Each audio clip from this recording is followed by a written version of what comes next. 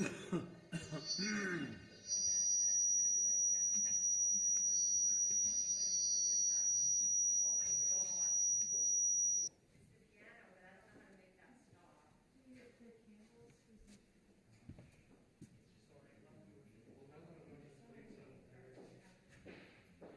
like it's the high end. So if we just take it down a bit. Well, I already turned it down on this little mixer.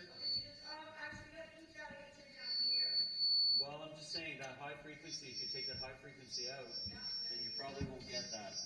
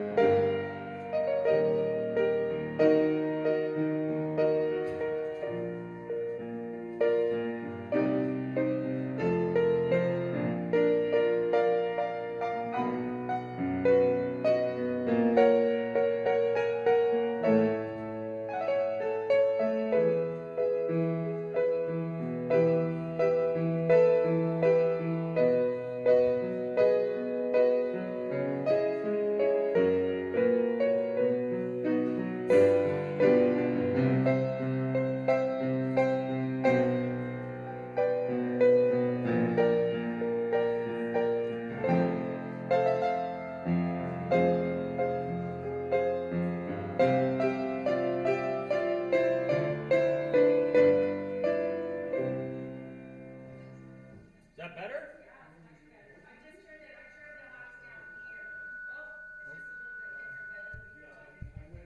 Yeah.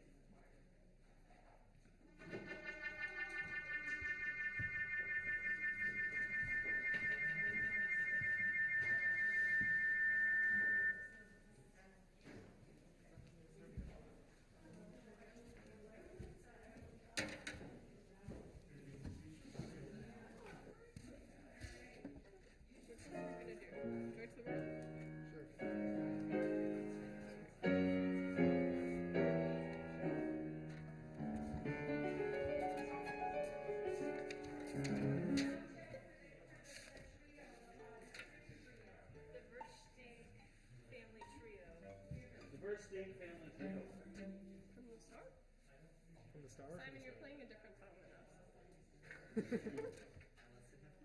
Ready? 1, 2, 2.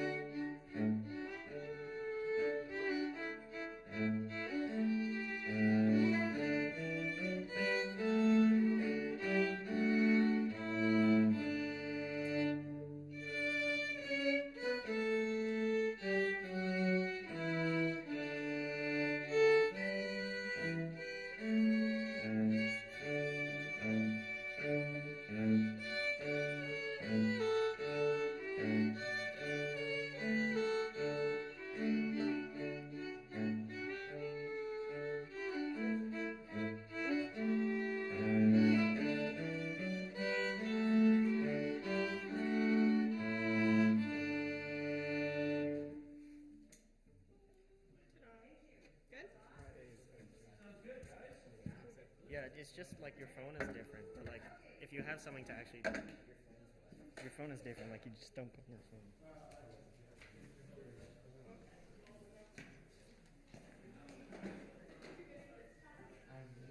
So do you see there's still sections of the highway 401 and 402 closed? I take it because of that big accident yesterday, right? With all the trucks. 100 vehicles or more?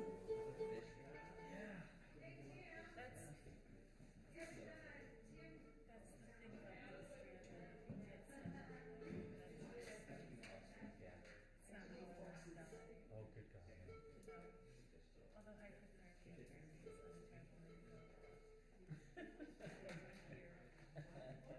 I guess it's probably worse. It's probably worse, yeah. Yeah, you black out pretty quick, eh? Yeah, you just kind of, you get cold and then you go to sleep.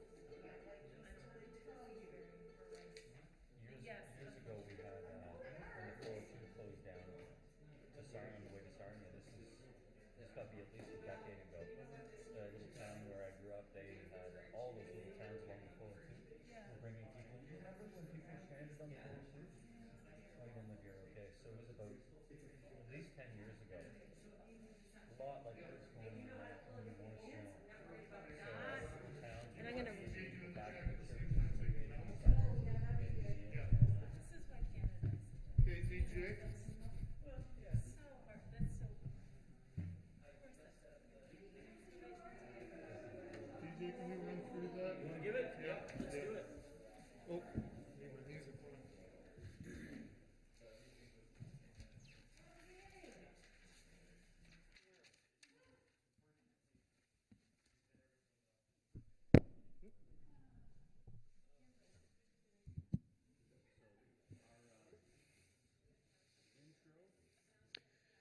Yeah, I'll just do the.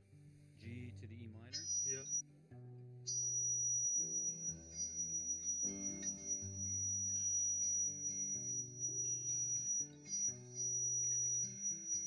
Come down to the manger, see the little stranger,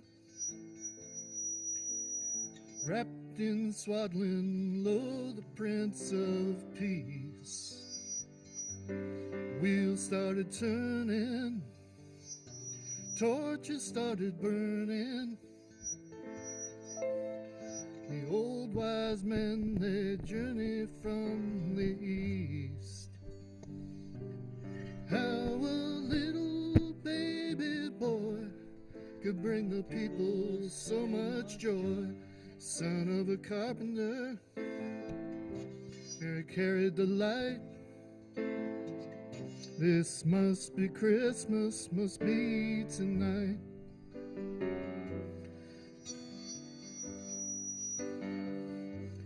Shepherd on a hillside, where over my flock I bide.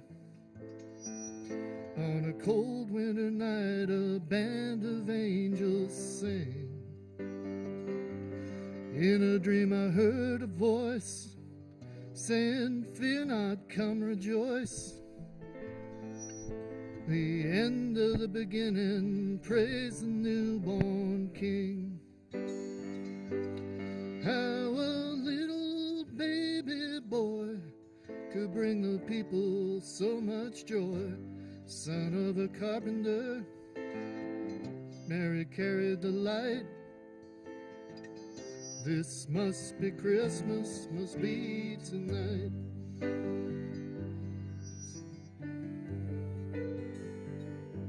I saw it with my own eyes, written up in the skies. But why a simple herdsman such as I? Then it came to pass, he was born at last, right below the star that shines on high. How a little baby boy could bring the people so much joy. Son of a carpenter, Mary carried the light.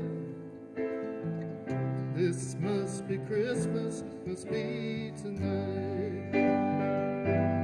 Son of a carpenter, Mary carried the light.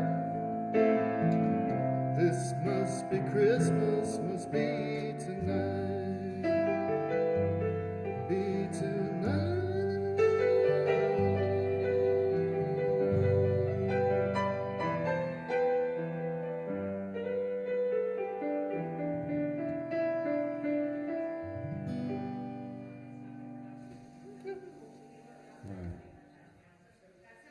What? Are we all right? Are we okay with the feedback?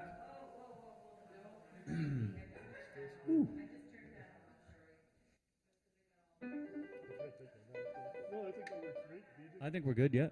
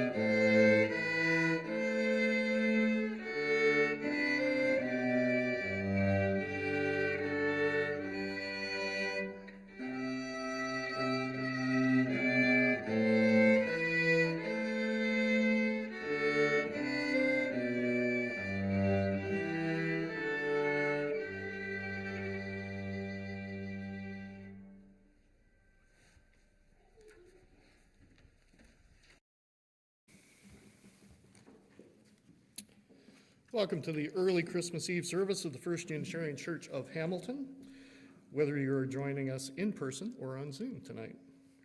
My name is Tim Versteeg, and my pronouns are he, him. It is my privilege to serve this church as its religious educator, and together with our interim minister, Reverend Jamie Boyce, I'll be your service leader this evening. I'd like to thank our service team tonight, music ministers DJ Moons, and Petra, Simon, and Philip Versteeg. As always, a special thanks to our tech team who make us sound and look as good as they can each week. They only have so much to work with. Josh McIntyre, Marianne Forbes, Chase Tapley, and John Elliott.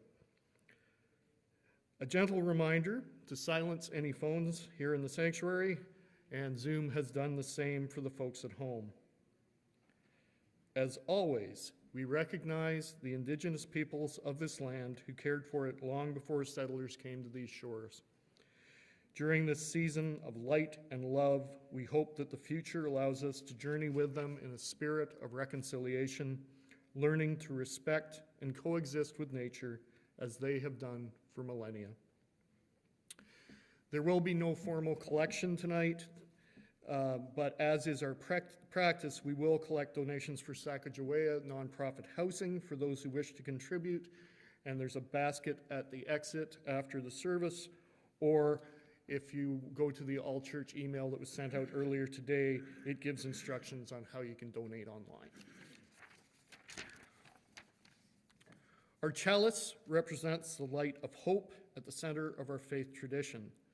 The spark of this flame draws us into our time of worship and community. I'm not sure if we have the chalice lighting words to go up today.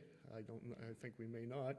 So the chalice lighting words are, may this flame be our light of friendship and love. So if everybody would like to join me with those. May this flame be our light of friendship and love.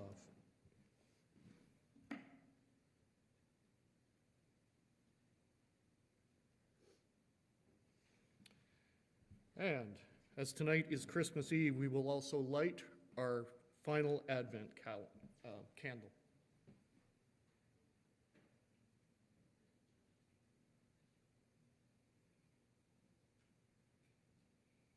Hopefully. You're giving me a hassle today. We got one.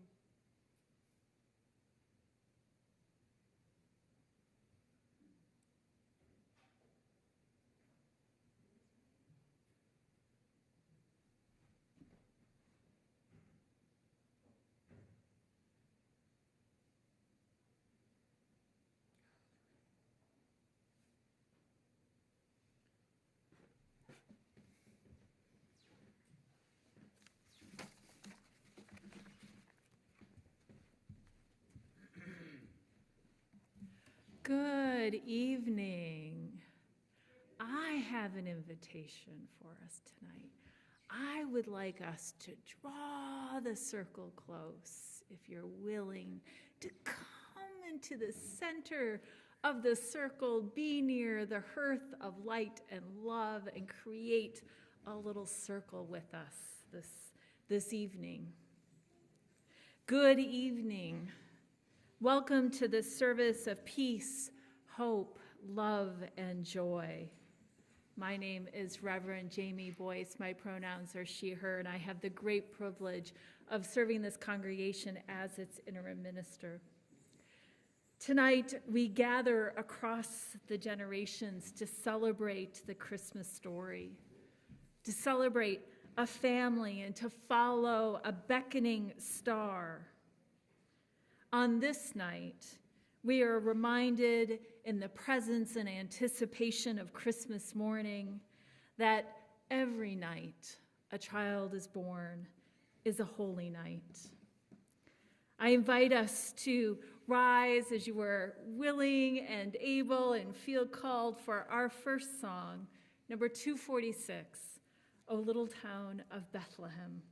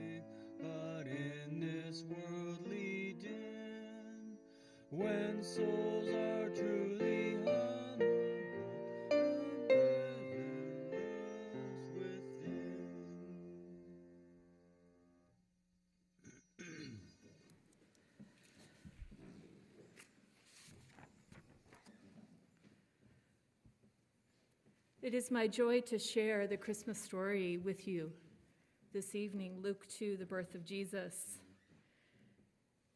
In those days, a decree went out from Caesar Augustus that all the world should be registered. This was the first registration, and it was taken while Quirinius was governor of Syria. All went to their own towns to be registered. Joseph also went to the town of Nazareth in Galilee to Judea, in the city of David called Bethlehem, because he was descended from the house and family of David. He went to be registered with Mary, to whom he was engaged and who was expecting a child. While they were there, the time came for her to deliver her child, and she gave birth to her firstborn son and wrapped him in bands of cloth and laid him in the manger, because there was no place for them in the guest house. Now in the same region there were shepherds living in the field, keeping watch over the flock by night. Then an angel of the Lord stood before them, and the glory of the Lord shone down around them, and they were terrified. But the angel said to them, "Do not be afraid, for tonight I am bringing you good news of great joy. To you, born in the city of David, is a Savior, who is the Messiah, the Lord. This will be a sign for you. You will find the child wrapped in bands of cloth, lying in the manger." And suddenly there was a multitude of heavenly hosts praising God and saying, "Glory to God in the highest, peace on earth, and goodwill to all."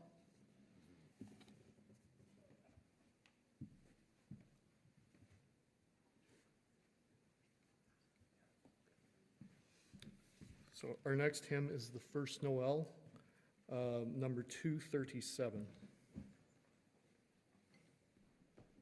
It got flipped. That's right. So you come after. Can you close the sanctuary doors?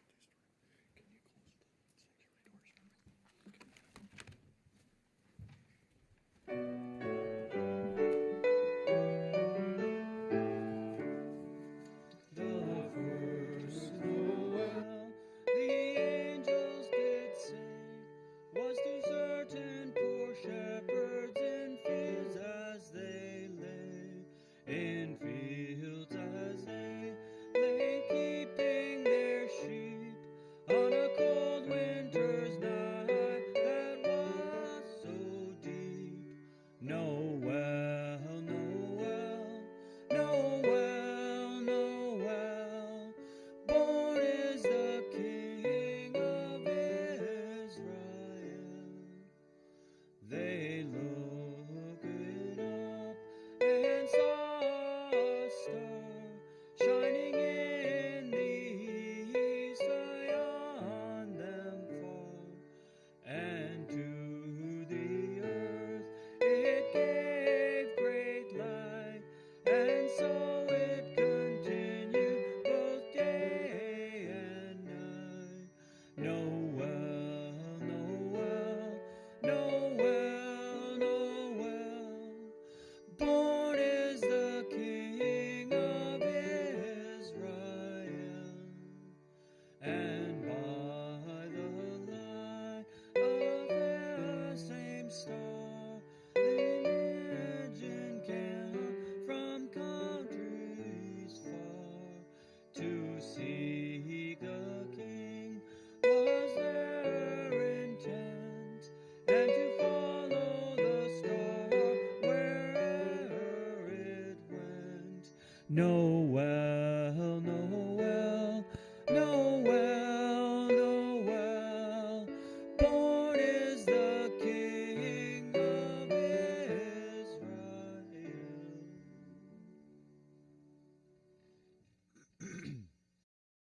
We're telling the Christmas story in a number of ways and through a number of songs. And beloved Canadian author Margaret Lawrence once wrote a version of the Christmas story, which she entitled the Christmas birthday story, and that's the one we're going to read tonight, and the pictures will be projected up on the wall. There they are. This story is about a newborn baby and his mother and father, and it's about a great golden star shining in the sky at night, and it's about 3 wise kings, and it is called the Christmas birthday story. In very olden days, in a far-off country, there lived a hard-working carpenter named Joseph. His wife's name was Mary, and Joseph and Mary were happy because soon they were going to have a baby. They didn't mind at all whether it turned out to be a boy or a girl. Either kind would be fine with them. They just hoped their baby would be strong and healthy. And one day, Joseph told Mary they must go on a trip to a faraway city called Bethlehem to pay their taxes. Mary was a little worried about going on a trip because it was nearly time for her baby to be born. "What if we can't find a good place to stay in that city?" she said to Joseph. "Suppose our baby is born there." "Don't worry," Joseph said. "Everything will be all right. You'll see." So off they went. It was the olden days, remember, so they didn't have cars or trains or buses or planes. Mary rode on a donkey, a tame gray donkey with long pointy ears, and Joseph walked beside her. The little donkey went slowly, so the journey took quite a while. It seemed a long, long way. When darkness came, Mary and Joseph lay down to rest in the quiet countryside, with only the trees and the sleeping birds around them. The donkey rested too, and when morning came, they went on. On and on and on they went. Clip, clop, went the donkey's hooves on the dusty road. Mary and Joseph got very tired, and the little donkey got tired too.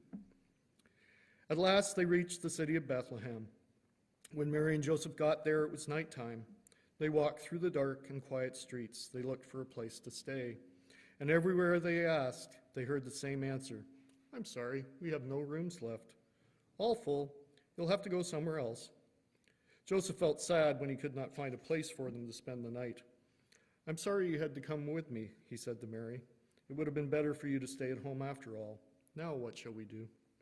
But Mary was a loving person, and she did not want her husband to feel sad. "Never mind," she said. "You didn't know that this city of Bethlehem would be so crowded. Look, there's another place. Shall we try there?" So they went into that hotel, and it was the last one in the whole city. But the hotel man only shook his head. "We're all full here too," he said. "No room anywhere." Then the hotel man saw how worried Joseph looked, and he saw how tired Mary looked, and he felt sorry for them. "Wait a minute," he said. "I have an idea. There's a stable outside. You can stay there if you like." Well, of course, Mary and Joseph were really pleased to find somewhere to stay, even if it was only a stable and not a proper house. At least they would be able to rest there, so out they went. When Mary and Joseph went into that stable, they saw it was a warm and clean place, big and warm and clean. They saw a brown cow standing quietly in her stall, and the cow mooed softly. They heard a small lamb say, "Baa," in its small voice, and the mother sheep replied, "Baa," in her deeper voice, just as though she was saying to her baby lamb, "Everything's all right. You can go back to sleep now." Soft yellow hay was piled in the stable. It was the animals' food. The hay had a faint, sweet smell. Mary liked the sweet smell of the hay. She went over to the big box where the hay was kept. The hay box was called a manger. "See, Joseph, this clean, sweet hay," Mary said. "I shall make a bed for our baby here, because I think our child will be born this very night." And lo and behold, that's just what happened. Mary's baby was born that same night. The baby turned out to be a boy, and he was a fine, healthy baby too. When he was born, his mother wrapped him up in a small, warm blanket, and she put him down to sleep in the bed she had made in the manger.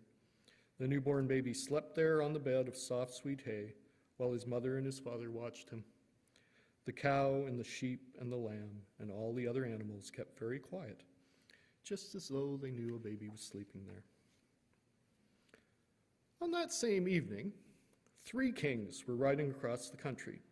They didn't have horses. They rode on camels. Camels are interesting beasts. They have humps on their backs, they have long necks too, and they have long, long legs.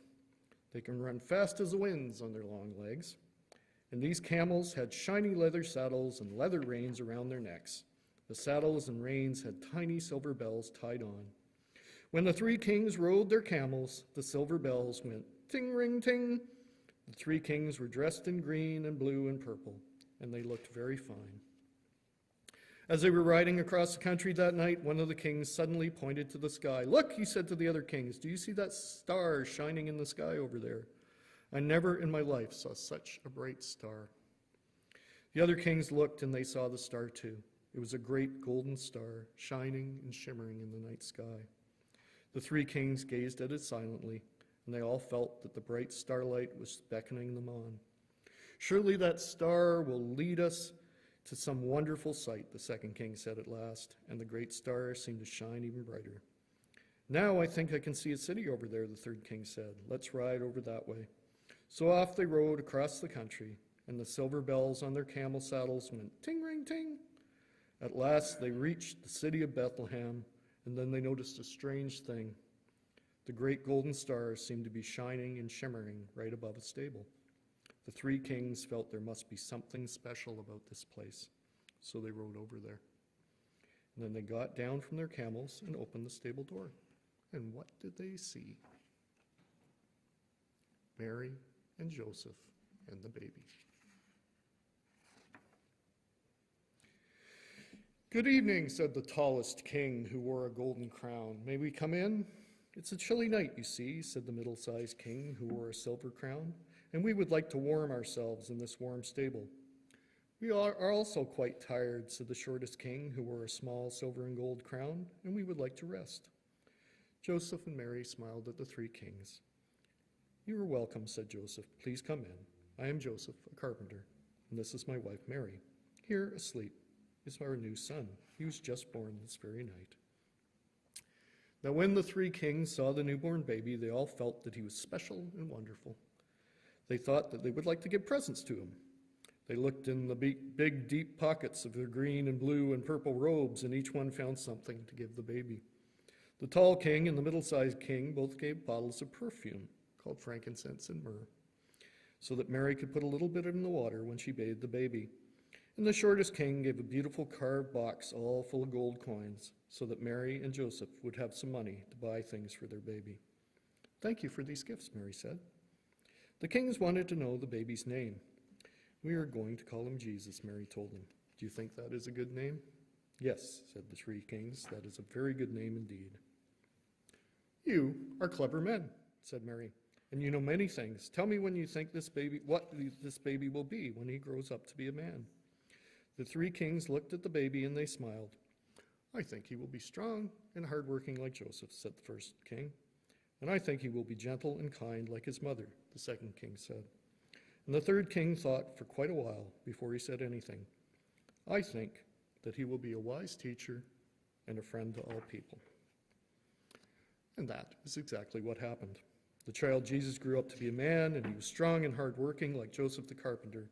He was gentle and kind like Mary, his mother. And he was something else too. He was a wise teacher and friend to all people. So we remember him always, and at Christmas time we celebrate his birthday. For Christmas is the time Jesus was born, long, long ago, in the far-off city of Bethlehem. And I'd like to ask Petra to come forward to read a Christmas prayer.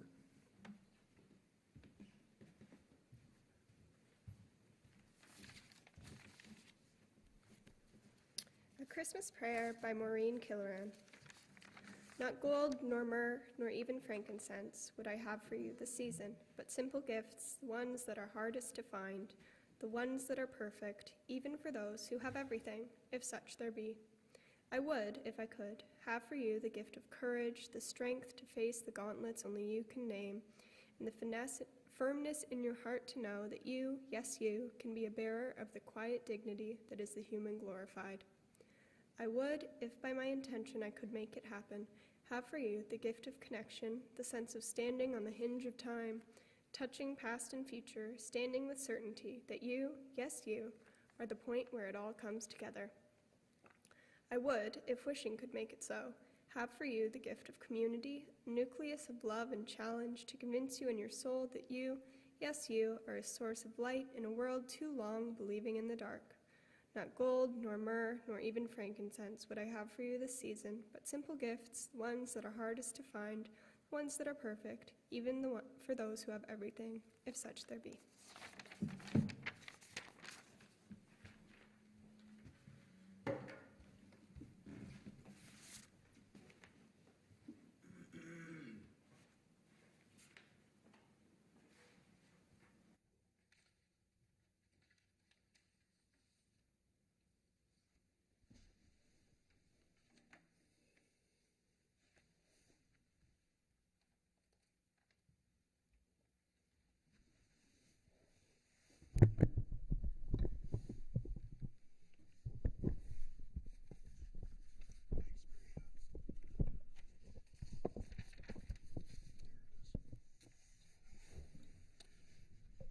Sorry. This is why we have tech people to do this, so people like me don't mess around with them. So this song is another version of the story, and this was written by Robbie Robertson, who you might know from a Canadian group called The Band.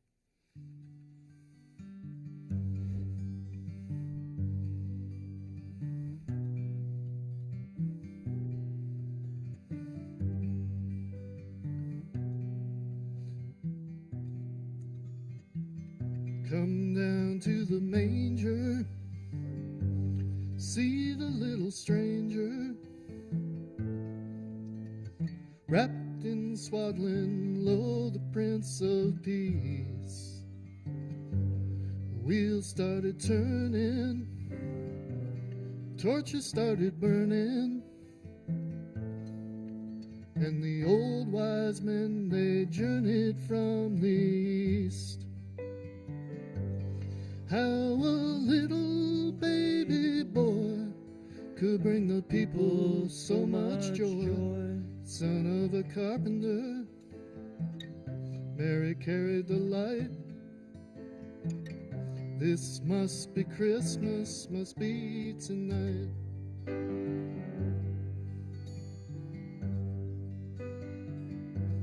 Shepherd on a hillside, over my flock I bide. On a cold winter night, a band of angels sing. In a dream I heard a voice sing, fear not, come rejoice. It's the end of the beginning, praise the newborn King. How a little baby boy could bring the people so much joy. Son of a carpenter, Mary carried the light. This must be Christmas, must be tonight.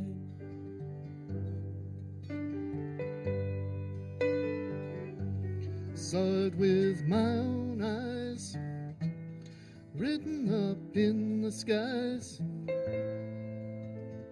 Why a simple herdsman such as I? When it came to pass, he was born at last, right below the star that shines on high.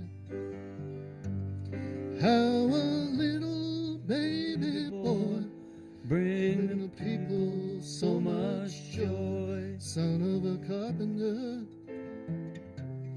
carried the light. This must be Christmas, must be tonight. Son of a carpenter, Mary carried the light. This must be Christmas, must be tonight. Be tonight.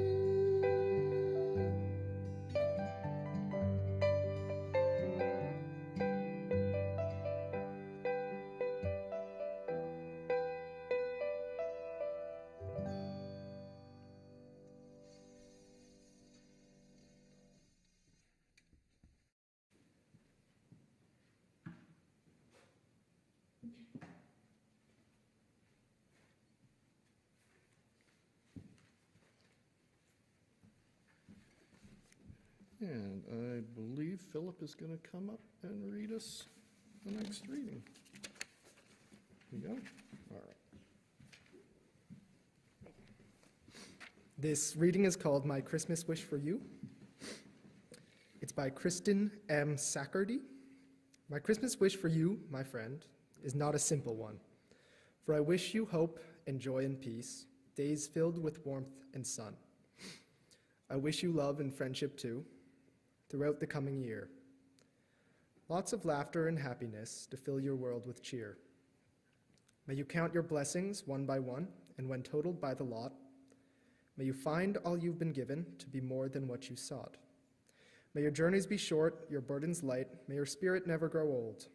May all your clouds have silver linings, and your rainbows pots of gold. I wish this all and so much more. May all your dreams come true. May you have a Merry Christmas, friend, and a Happy New Year, too.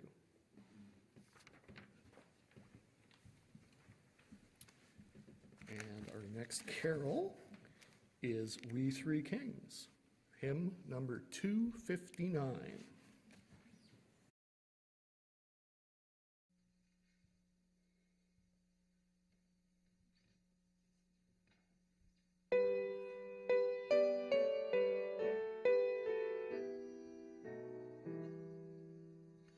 We three kings of Orient are, bearing gifts we travel afar. Field and fountain, moor and mountain, following yonder star. Oh, star of wonder, star of light, star with royal beauty bright, westward leading, still proceeding, guide us through thy perfect light. Frankincense to offer have I, incense owns the deity nigh, prayer and praising all are raising, oh, the God on high. Oh, star of wonder, star of light, star with royal beauty bright, westward leading, still proceeding, guide us through thy perfect light.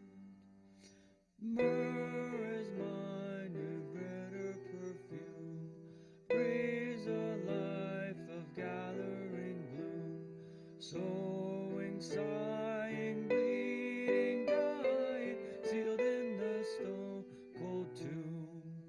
Oh, star of wonder, star of light, star with royal beauty bright, westward leading, still proceeding, guide us through thy perfect night. Born a babe on Bethlehem's plain, gold I bring to crown him again, love forever ceasing never in our hearts to reign. Oh, star of wonder, star of light, star with royal beauty bright, westward leading, still proceeding, guide us through thy perfect light.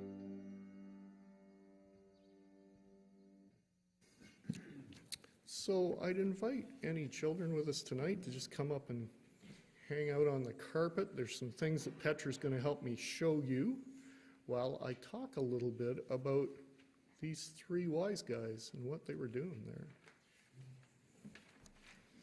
And for those of you in the audience, we're going to put a couple of pictures up there. Chase has already got the first one. And these are called creches, and they are also known as nativity scenes. Petra's got the real thing in her hands there, so if you're on the carpet, you'll get to have a look at it. And I want to look at the two of them. There's another one back up here, and we're going to put that picture up now. And I want you to tell me what the difference is between the two different creches. So that's the other one. So have a look at both of them and see if you can see what the difference is. Anybody got any observations they want to share?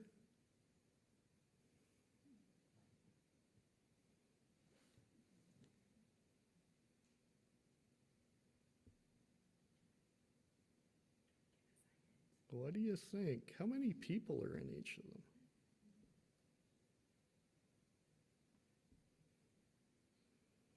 It's harder to tell with the little one, but are there the same number in each? That one's got a lot more. It's got 3 more, in fact. And those 3 are the wise men. So the wise men are in one of the creches, but they're not in the other one. And even the name wise men is kind of a newer name for them. We've heard them referred to a number of ways tonight. And in the first Noel, they're referred to as the Magi. And in fact, that's what they were first called. But Luke, who Reverend Jamie read the Gospel of the Nativity from, doesn't mention the Magi at all. In fact, it's only one Gospel, in Matthew, where they talk about the Magi, and his message was specifically to the Jewish community. So he was writing for the folks where Jesus was born. And some of the stories and songs call them wise men, and some of them call them kings. So who are they? Well, first thing we got to ask is, when did they get there? And so we'll talk about the visitation a bit. Because they're often portrayed, as we saw in the one creche, as visiting the baby Jesus in the manger just after he was born. The trouble is that in Matthew, the only gospel that talks about them, they talk about them visiting him in a house, not a stable. And smarter people than I have worked out that given that they were where the 3 wise men or magi were traveling from, there's no way they could have arrived right after the birth. And the word used to describe them, magi, suggests they were astrologers, probably from Persia, which is modern-day Iran. And it's more than 2,250 kilometers from Iran to Israel. And your average camel, which we heard they rode on, travels about 50 kilometers a day. So they followed that star for a while. And in fact, they probably were no longer hanging out with the animals in the stable when the wise men arrived. They were living in a house. Magi is a plural form of the Greek word magus. So from this, we know that there was more than one traveler. However, we aren't actually told that there were 3 of them. That's added later, probably because there's 3 gifts. But some forms of Christianity in Eastern Europe actually think there were 12. But we don't know. We know there was more than one. We don't know how many there were. And then there were the gifts. The gifts were pretty consistent and were told right away. There was gold, and there was frankincense, and there was myrrh. Now everybody knows what gold is, and it's got roughly the same significance as it did then, now. It means you're rich, right, Max? Got the gold, you're rich. Only the rich and powerful had it. Usually, at that time, they were the kings. So when the wise men give Jesus the gold, it's suggesting he's a king. Frankincense, on the other hand, we don't know so much today, although Petra has some down there to show you. And if you want to take it, don't take a big snort of it, but if you want to smell it carefully. It's tied to priestly power and godly power. And the name basically means high quality incense, which was often used in religious rites. And that's from the Old French. And it's produced from the sap of the scraggly boswellia tree. Yes, you got that right, Simon. The scraggly boswellia tree in East Africa. And finally, myrrh, which Petra also has some of, is also from the oil or gum of a tree and is harvested in a fashion similar to frankincense. You slash the bark and then you collect the dried drops of the sap. Now there's about 135 species of myrrh, and it was used for embalming the dead. So all those mummies you might have seen at the Royal Ontario Museum, they used myrrh to preserve them. And it's given to Jesus because even at his birth, it was a symbol that his was going to be a sort of sacrificial life, even when he was only a baby. Now, over the centuries, the visitors were rebranded as the kings instead of just wise men. And by the 8th century, they even gave them names. But this is 8 centuries, 800 years after the original story, they got their names. Balthasar was said to be the king of Arabia or Ethiopia, Melchior, the king of Persia, and Caspar, not the friendly ghost, he was the king of India. And by the 19th century, the Christmas carols were using this version in the tune we just sang when they were talking about We Three Kings. So, were there visitors from the East, and did they bring gifts? There's a reading in our hymnal that I often go back to this time of year by Margaret Gooding, which talks about why not a star? I think we can also answer the mysteries of the Magi with a similar sentiment. Why not Magi? So, whether your creche has 3 wise men or none, or 12, I haven't seen one, but I guess you could make one. It's all part of our Christmas story. You guys can have your chairs back if you like. We are going to sing, actually, we're going to sing Silent Night, and we're going to light candles at the same time. So I will light a candle up here. Now, when you are like, oh, Reverend James is going to light a candle too. When you're getting your candle lit, you notice it's got a little thing at the bottom. That's so you don't get hot wax. So the person lighting tips. There we go. All right. And for the song, it's 251 in your hymnal. And of course, adults should be helping the little ones with the flames. I don't think I need to say that, but I will anyway. And DJ is going to play it for us.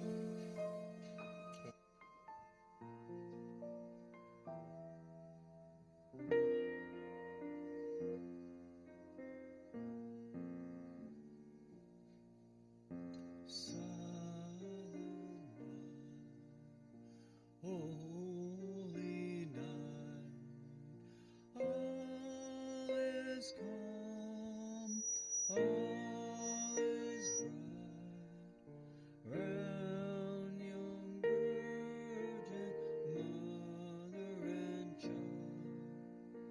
Holy infant, so tender and mild, sleep in heavenly peace, sleep in heavenly peace. Silent night, holy night, shepherds gray at the side, glorious stream from heaven afar, heavenly hosts sing hallelujah, gripe in heavenly peace, sleep in heavenly peace. Silent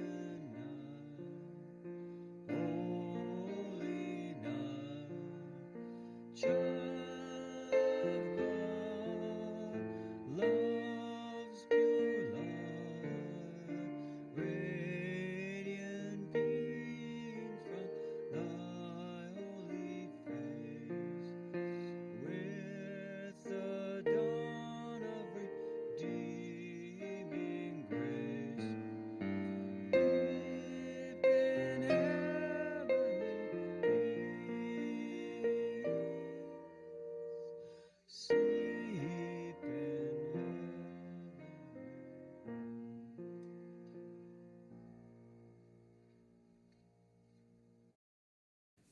Go, beloveds, renewed in spirit and excited with the gifts of joy that await you.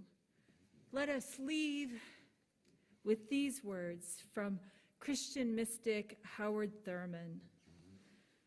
Now the work of Christmas begins when the song of the angels is stilled, when the star in the sky is gone, when the kings and princes are home, when the shepherds are back with their flocks.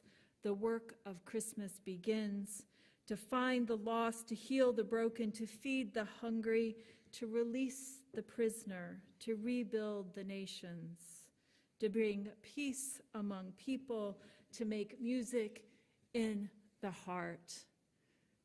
Let us celebrate joy, extinguish our candles and the chalice, but not the fire in our heart. Joy to the world, which is number, are we going to sing it together? Oh, I didn't think about singing. Oh, we're just going to enjoy this song. If you know the words, sing along, it's a good tune. You guys gonna go through twice, right?